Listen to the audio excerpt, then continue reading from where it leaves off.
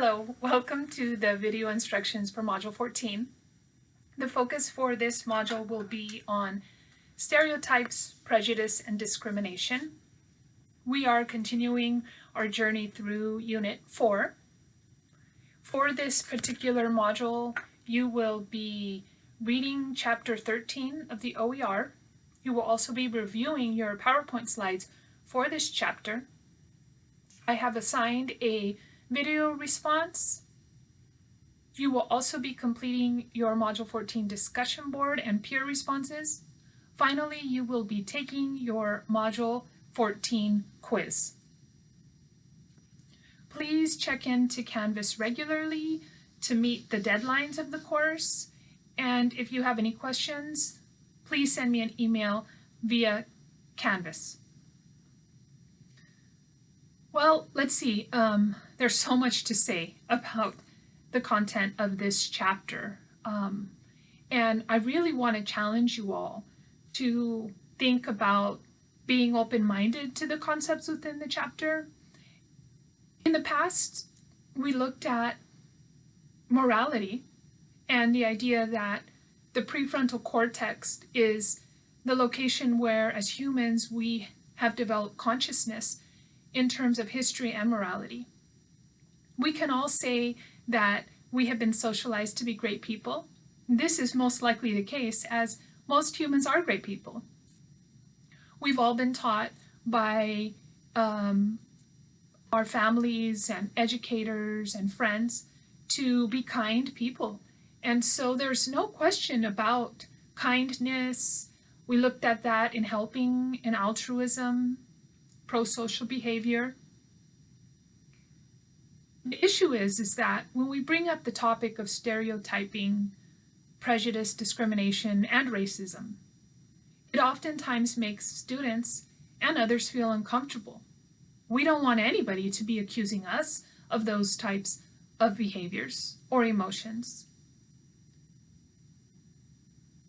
Nobody would want to feel that way.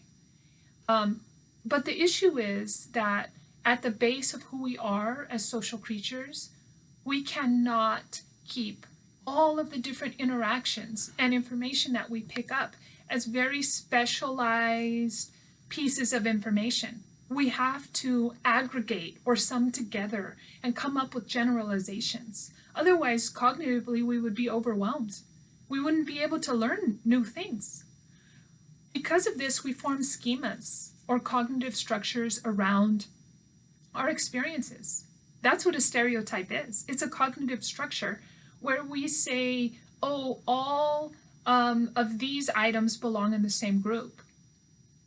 So stereotypes can be positive or negative, but ultimately they form the basis of what we call in-group and out-group. So when we know the in-group, because it's our in-group, we're part of it, we tend to know more about those people. And the out-group we know less about because we're not a part of the group. Therefore, we know less about them and we are more likely to stereotype and generalize about them. And that's absolutely within the range of our abilities as people processing information. The issue is when we want to deny it and pretend that we don't have stereotypes. Because now we close down our ability to make sure that we're teaching ourselves and others about how to not treat people differently just because they're different than us. So if we hear something like, oh, I don't see color, right? I never treat people differently. I always treat people as humans. We know that we're closing cognitive processes down and we're taking away our ability to learn and expand. And that's really important. So the idea is not to get rid of stereotypes. The idea is to learn not to develop negative emotions and treat people differently based on those stereotypes. We need to stereotype in order to cognitively organize our information. And the only way we can continue to advance and increase our ability to understand what it means to acknowledge people are different is to process the information in our prefrontal cortex.